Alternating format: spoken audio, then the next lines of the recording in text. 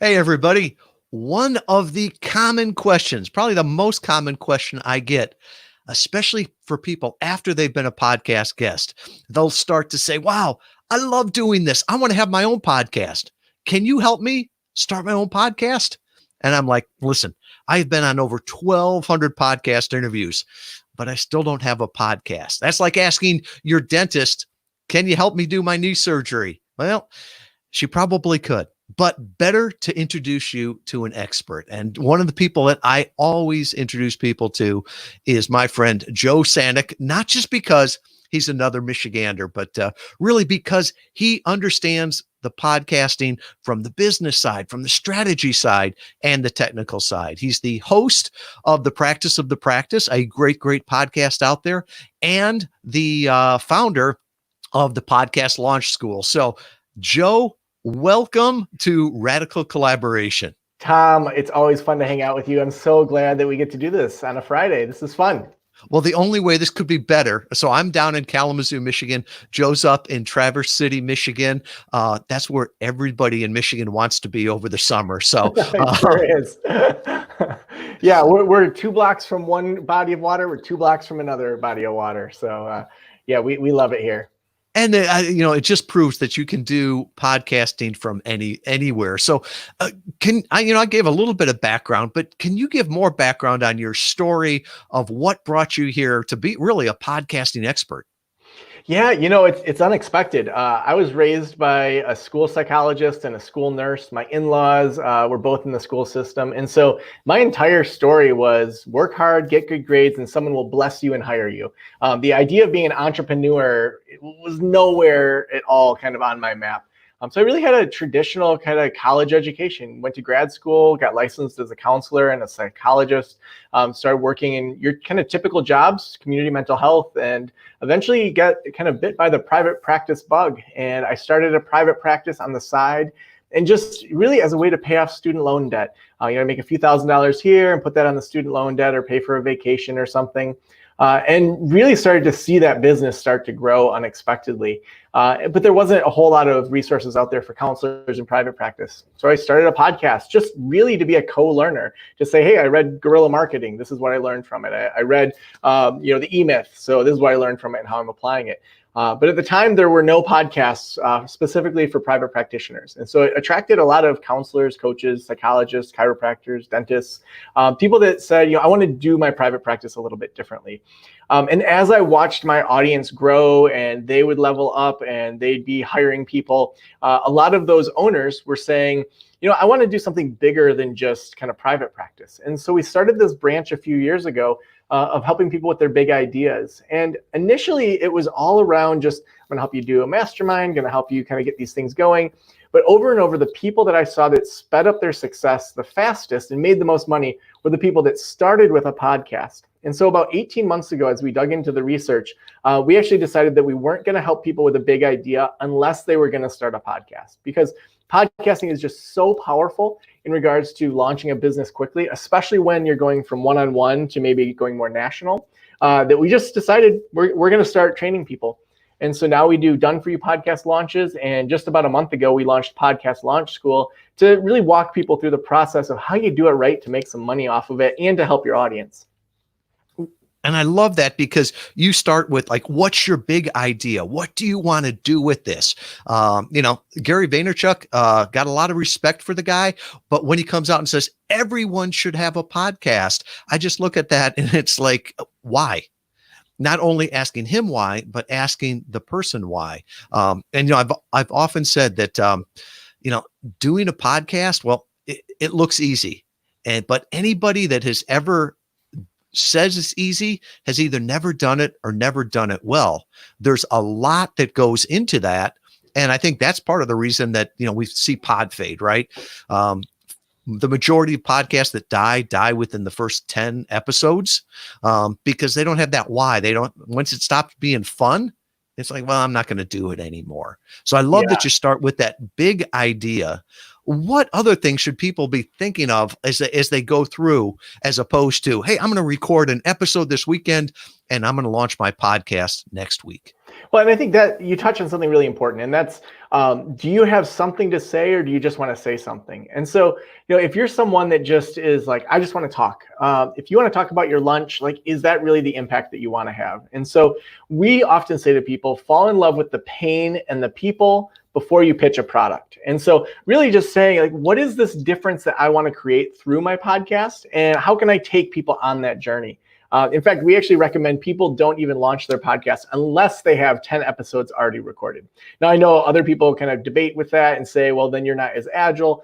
But we actually have a formula we figured out that really helps people be able to successfully launch. And so we walk them through their first 15 episodes.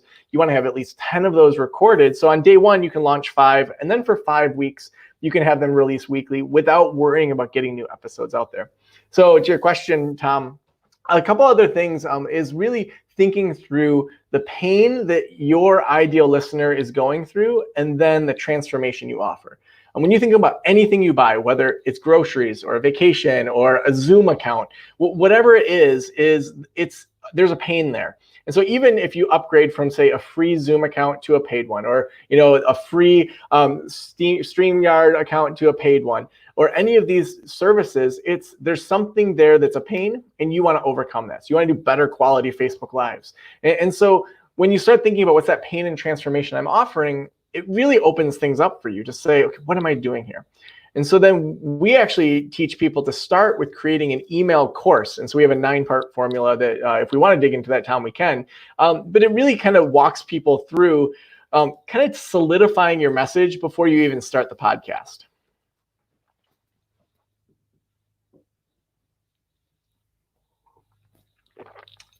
I can't hear you, Tom, so I'll just keep going.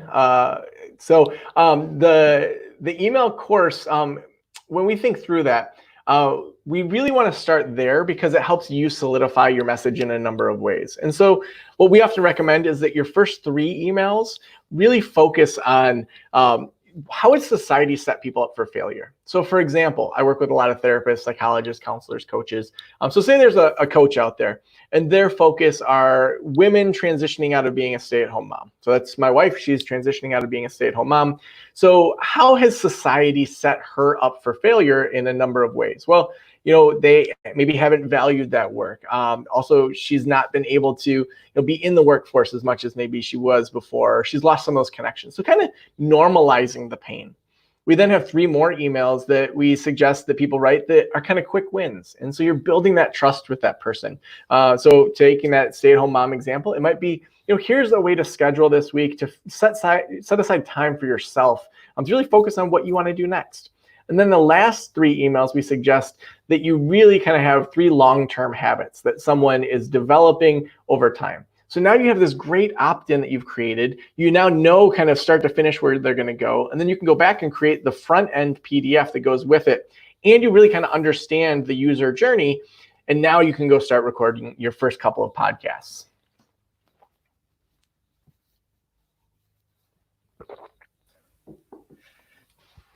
The definition of stress. And thank you, Joe.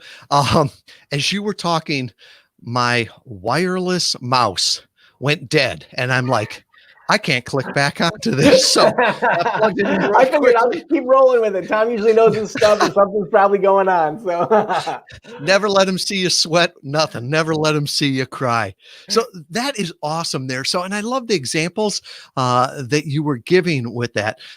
What are some of the struggles that you see people have, and when would people come to you and you'd say, you want to work on this before you start? I was just listening to something where they said strategy first, and often I'm ready, fire, aim, but at times I can just be fire, right? And so what sort of things do you look at to somebody before, hey, beyond the big idea, is there any other things that are necessary to launch not only a podcast, but a great podcast? Yeah, I mean, first and foremost, I would say even more than strategy, it's like you want to be entertaining, especially in our climate right now where people are stressed out, they're sick of technology, they're doing way more teleconferencing than they thought they ever would. Most people want to have an element of entertainment. And so when you think about a podcast, I think there's a tendency, especially if you are a highly educated person that knows a lot about your subject matter, to want to just pack a podcast full of information. But I would actually suggest that people really rein it in and say, what's the one major topic that I want to cover here? And so thinking through, if you're going to be talking about, say, how to grow a business in a small town, in a specific way. So one of those things might be small town marketing. Like what works in a small town compared to a larger town? And so if we're talking small town marketing, well, what's one case example you can give? What's one story when you've seen small town marketing fail totally and it's a funny story, or you tried something and it was ridiculous? How did you get news coverage? So I might talk about how I did this thing called dinner in a counseling session. And so I did this partnership with local restaurants where I got some gift cards for a discounted rate. I charged counseling prices, so it was $100 for the first session, and they got a $50 gift card to go out to eat after the session. And so this was a great way for me to get a buzz around my practice, and it brought in clients. And so it was a great way to also get some free advertising. And so I might use that as an example. And then I might dig into what are the 3 to 5 ways that people do small town marketing that just fail all the time, but they think that they're normal. And then I might talk about, what's some research on small town marketing. And so you want to kind of have in the middle that idea for the podcast and what are all the stories and research and points that go around it so that you have a highly focused podcast, but then you're better able to also be entertaining, dig in deeper, because you may have hundreds of podcasts ahead of you and you don't need to move that quickly.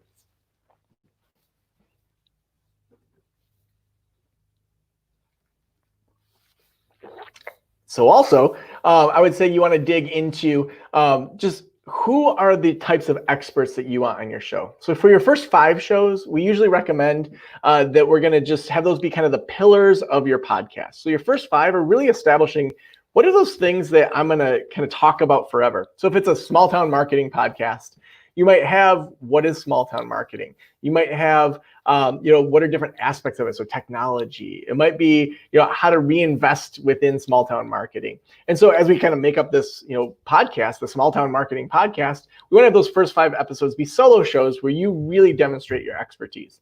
The next 5 shows we recommend are expert guests. So now those first 5 have established that you have something to say. You don't just want to say something. The next 5 are these experts that are really going to help you kind of dig in deeper in areas that maybe you're not that great at. So it could be a chamber of commerce. It could be a researcher that focuses on rural America. And then the next 5, we want those to be 5 live consulting shows. So bringing in small town businesses that you do live consulting with for half an hour. So you really demonstrate your skills. And so the first 5 establish that you have something to say on your own.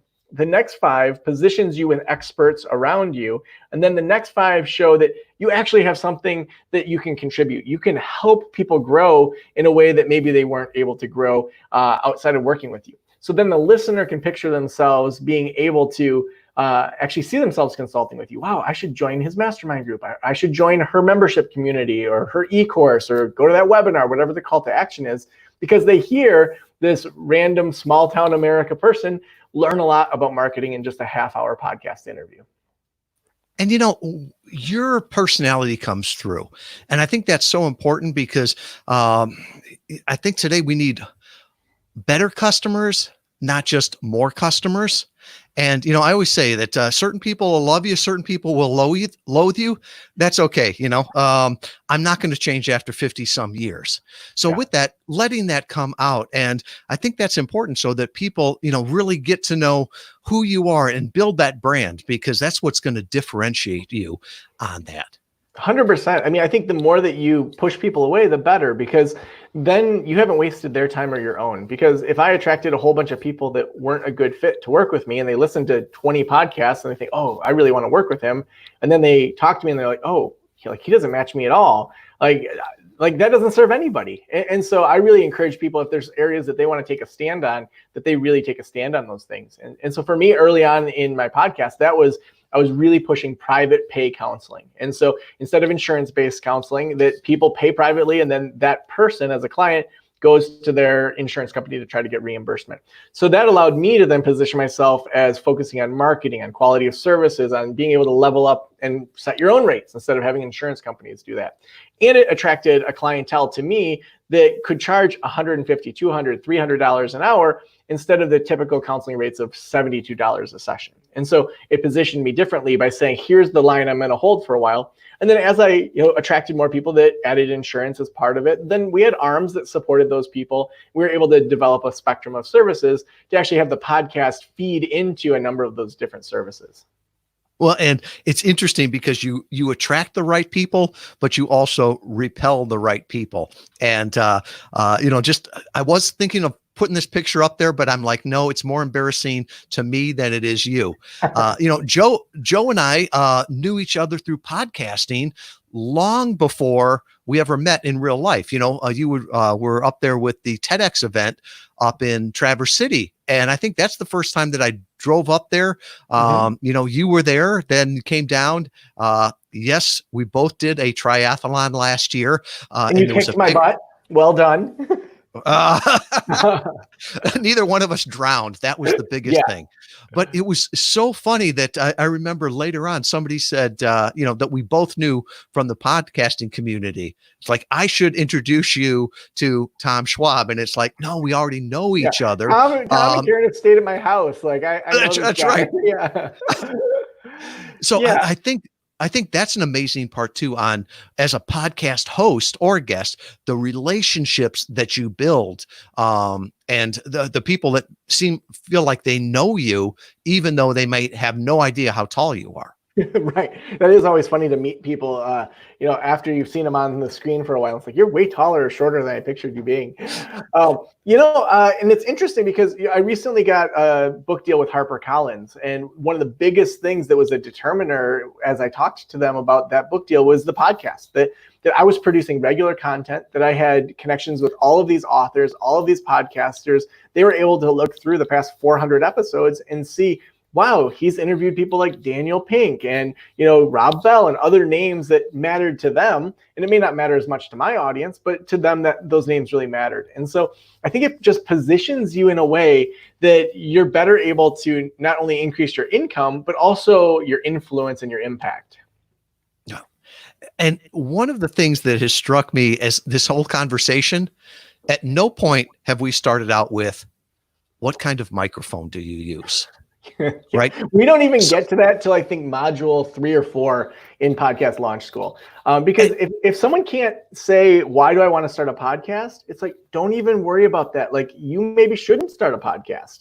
And so you need to opt out of that before you go order all this stuff. Yeah. And there's so many out there that start with that question. Well, what microphone should I use? And I can't remember who it was that first told me this. But they said it's like asking Leonardo da Vinci what kind of paintbrush he used. Right. It's not about the paintbrush. It's not about the equipment. It's important, right? You want to sound professional, but that's not doesn't make the difference between a lousy podcast and a great one.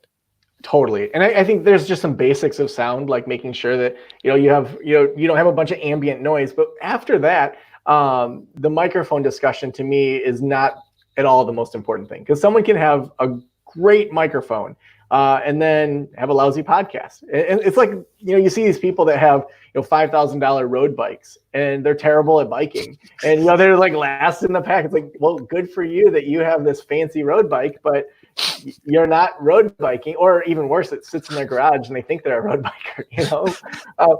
So I mean, same sort of thing where I think that the message needs to be falling in love with the pain and the people before you pitch that product. And so it's a lot easier to monetize a podcast. If you go back to that idea that you said of making sure you're getting people out of your audience and you have those people all defined there. Because for one, it's easier for you to sell anything, because then you can say to your audience, okay, I have an idea of where you're at because it's so refined. And then to say, here are some ideas. What should I launch next, to get your audience to really develop that product? But even, more so when you're looking at podcast sponsors, we don't even do that cost per mil that, you hear in the podcasting world, where for every 1,000 listens, you get like $30. Because we know that our audience is so specific. It's 100% the type of people that our sponsors want to be in front of. And so for them, they're willing to pay a premium because they know that the exact audience they want is right there on the Practice the Practice podcast. And so the idea of having this broad business podcast versus a niche podcast, you can make significantly more on a niche podcast when you look at how many listens you get than if you had a broader podcast too. Yeah. And that's something that I think a lot of people misunderstand, right? That, and like if it's $30 per mil that Audible charges or pays or something like that, they're like, I'm going to make a fortune on the podcast. I'm going to be like Joe Rogan and make $1 million. Well, I saw some numbers from Libsyn a couple of years ago. And at that time, I think it was 2017, the top 1% of all podcasts got 50,000 downloads per episode. So if you're getting paid $30 per mil, that means that if you make the top 1% on advertising, you're going to make $1,500 per episode. That's a whole lot of work for that. You're better off probably at that point working for McDonald's Right. on minimum wage. So I like that how bigger is not better, better is better. Absolutely. And I think that people think, oh, the sponsorship and affiliate links, I'm going to do amazing. They hear great podcasters like Pat Flynn who talk affiliate links. Awesome. But even with our podcast that's really successful, our affiliate income per month is maybe $2,000. And so, it's like, that's not the bulk of our income. Typically, your own trust with your clients, your own trust with your listeners, and then purchasing an e-course, then purchasing a membership into a monthly membership, then purchasing consulting or mastermind, that's where you're going to make more money. And if you can really show the outcomes and do a launch that really matters to people and speeds up their progress, that's where you see the changes. I think that people really think that a podcast is all about giving more information, but in reality, it's not an information gap, because we have plenty of information. You can sit on YouTube and learn just about anything in a day. But it's really an implementation thing. So when someone finds you as a thought leader and says, wow, you just sped up my process by, instead of a whole day having to sit on YouTube, I listened to a half-hour podcast. It was exactly what I needed. That's where the consulting, the mastermind groups, e-courses, all those ways that you can monetize a podcast really come out, because you're teaching the implementation and speed instead of just saying this is just information. And could you speak on that a little bit? Because, when people say, well, how do I start a podcast? Well, just Google it, right? There's all kinds of information out there. It's not a secret after 15 years, but that doesn't mean that you can spend an hour or a day on YouTube and launch a great podcast, really. And if anything, it's like there's too much information. Just having access to, 1 billion people on monster.com does not help me find the right person. So, having that consulting, that mentoring, all the rest of that, how do you help people, not just give them the information, but launch it? Because one of the things that I've always been impressed by is like when people come to us with a new podcast and say, we'd like some great guests for this. Well, we only work with an Interview Valet, the top podcasts, right? We're going to put our clients on podcasts that matter. And the ones that you have helped launch seem like they're the ones that matter much, much quicker. So how do you help people with that? Yeah, so we have 3 kind of different ways that we do it. So we have Podcast Launch School, which is a self-study e-course. It's 19 modules that walks people through it. We'll give a link to that in a second. And then we have that plus consulting. And then we also have a whole done-for-you service where we help people to be able to launch their podcast. We have a whole show notes team. We have 4 sound engineers. We also have a transcriber. We have a marketing director that works with people. And so, the podcasts that we see launch quickest are the ones that aren't wasting time Googling things. For most people that are coaches, consultants, psychologists, they could be doing counseling or coaching for $200 an hour. So for every hour that they spend Googling things to learn how to do the back-end WordPress, it's usually a waste of time versus just buying an e-course for $1,000 and then having the exact step-by-step, not just for the tech side, you can find that just about anywhere, but to really get the why, to figure out how do you do a good solid email course that for us, we see 60 to 80% open rate. And so people opt in and they actually want to read our emails. Most of us sign up for emails and never read them, but we figured out kind of what works to get people to read the emails we send. Then how do you attract those best guests and refine your message? Like those are things that you can Google around a lot, or you can find someone that has done it and then kind of follow their methods and then watch it grow. Yeah, and I'm real big on not reinventing the wheel. First job out of college was running nuclear power plants, and people go, "That's amazing." And it's like, no, what's amazing is that smart people figured it out and how it could be done reproducibly, right? And so to me, I don't want to figure out a nuclear power plant. Just give me the manual and tell me what buttons not to touch, and I'm good with that. Yeah, absolutely. I mean, I think that, so now we're up to, I think, 14 podcasts that we're managing through the network. And those are people that we've helped launch. We do all their show notes and sound engineering. And to really see what the most successful out of that cohort have done, a lot of them are, connecting with their audience outside of just the podcast. So they have a public Facebook group. They're growing a membership community. They're connecting even just by sending quick audio welcomes on Instagram to say, hey, thanks so much. We see things where people are talking automation, but having that personal side to a podcast, like, you're in people's ears and brains. That's how I end every episode. Thanks for letting me into your ears and into your brain. Have a great day.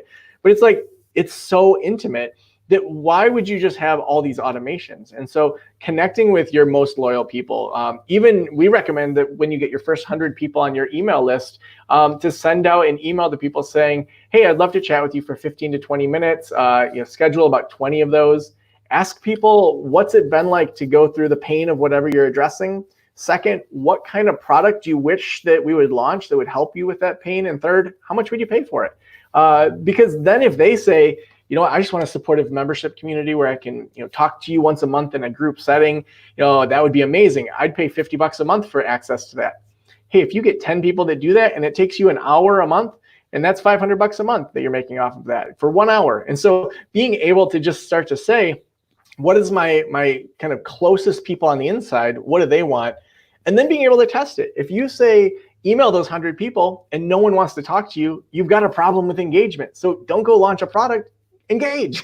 And then the next step, like if they jump on, a phone call with you and they say, honestly, I wouldn't spend more than $5 a month. And you keep hearing that, you got a bunch of cheapskates. So don't launch a product, stop attracting cheapskates. And then if you do a beta launch of it and all these people that help design this don't buy what you're offering that they helped you design, then you have a problem with that you missed the mark. Your copy is wrong. The way you described it's wrong. And so don't launch it broadly. Go back and retool it until those people actually want to buy it. So at every step, you're testing it out before you put all your time and energy into creating a product no one's going to buy.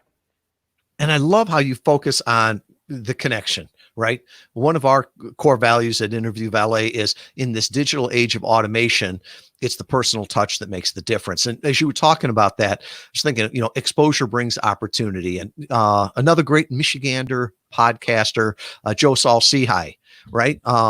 Last year he did live events and, rented out comedy clubs at like 4 different cities. And you're like, well, that's not scalable. There were people that would drive 2 hours to see a live show. And he had a lot of fun with it. And you say, well, is that scalable? I don't know, but his podcast this year is on Westwood One. So I would say that, that exposure brings more opportunity. And I love your heart on this. I love your business mind on this, the strategy behind it, and helping people get what they want, not just what they ask for. You make them, it's like the best coaches. Well, make that the best therapists. They don't give you the answers. They give you the questions that you should be asking. And maybe this is podcasting therapy that you give people too. But either way, I love what you're doing, Joe. Oh, thanks so much, Tom. I think that that idea of questions and turning it back on the person, that's so important. I don't want a coach or, some guru that makes me reliant on them. I want someone that helps me become a better version of myself, teaches me how to do that, and then says, go try it for a while. I don't want to always have, here's the next program you have to buy. I want to have someone that really teaches me how I can be a better business professional. And I think that when you do that, when you really say, I'm here to teach you, to help you implement faster, like, people are going to come back when they want to implement faster. And you don't need to have that kind of always the slimy upsell or downsell or all that. You can just say, like, what naturally works for you? Where are you going to get the best ROI for your time and your money? Let me authentically just say, here's what I think you should do with your time and money. Well, what's ordinary to you is definitely amazing to others and amazing to me. If people heard this and they're like, "Wow, Joe makes a whole lot of sense." I've been wanting to launch my podcast. Like my wife said, sometimes if babies were as overdue as the things that I plan on doing, the world would have a big problem here. But if they think that Joe can help me here, how should they reach out to you, or what's the next Yeah. step? Yeah. So I would say if people are interested in signing up for Podcast Launch School, we have a coupon for $100 off of that for your audience. So they can go to practiceofthepractice.com/Tom. It's TOM, just like Tom Schwab. And then that will redirect to our Teachable page where you can sign up for it's $8.97 and you get lifetime access to that as well. We've added in that will help promote your show on our podcast, and you also get to come to some live Q&A events as well. So those are all bonuses that we've added for Tom's audience. If you're interested in the Done For You podcasting, I talk to every single person that wants to do that. And so we only do cohorts of 4, and we do that every probably 2 or 3 months. And so we're building our next cohort. So they can go to practiceofthepractice.com/apply. And then we'll jump on a phone call to make sure it's a fit. I want you to have kind of the assurance, and I also want to have the assurance that it's a podcast that matters. It's a podcast that we can offer some help, and that you're going to get an ROI to the best that we can guess on that investment. Well, Joe, thank you so much. What's ordinary to you is amazing to others. Thank you. And we'll put those links down below. Everybody, have a great weekend. Next week, we'll be back introducing another one of my friends, another one of my go-tos when people say, "Can you do this?" I'm like, "No, but let me introduce you to an expert that can." Thanks, everybody. Thanks.